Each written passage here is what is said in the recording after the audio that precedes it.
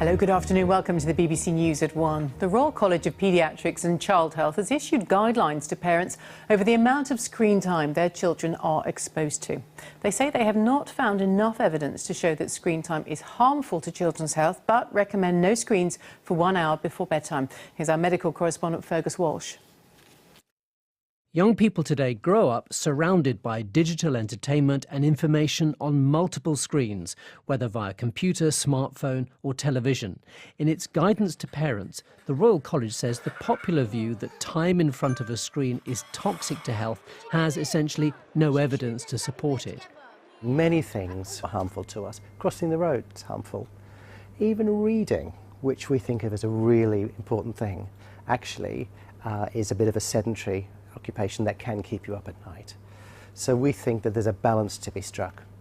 There are harms from screens, but actually screens bring us great opportunities and we have to balance those. It says there are some associations between higher screen use and obesity and depression, but notes that the reported rise in mental health problems among young people was apparent before the advent of social media and digital technologies. It recommends families ask themselves 4 questions. Is screen time in your household controlled? Does it interfere with what your family wants to do? Does it interfere with sleep? And are you able to control snacking during screen time?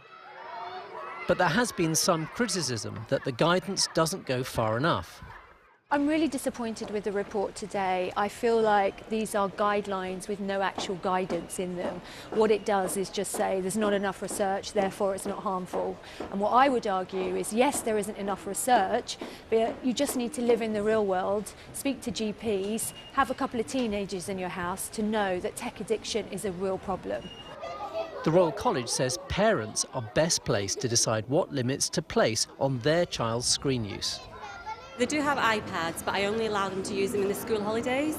So during term time, they're locked away. We limit it for a certain time, otherwise he's got to get off and read books and do stuff and play. They certainly should be playing on electronic devices. It's part of the world, and it's very important to keep pace with the world. But they also need to figure out how things work for themselves as well. We're quite mindful, because obviously we both wear specs, so we're quite mindful that we don't want them to get strained eyes. And the tools of the future as well, aren't they? So you've got to allow them to learn at the same time. They're a bit faster than us, aren't they? The guidance says parents with healthy, active children should not worry greatly about computer and smartphone use, although it recommends no screens for an hour before bed, in part because the light can slow the release of the sleep-inducing hormone melatonin.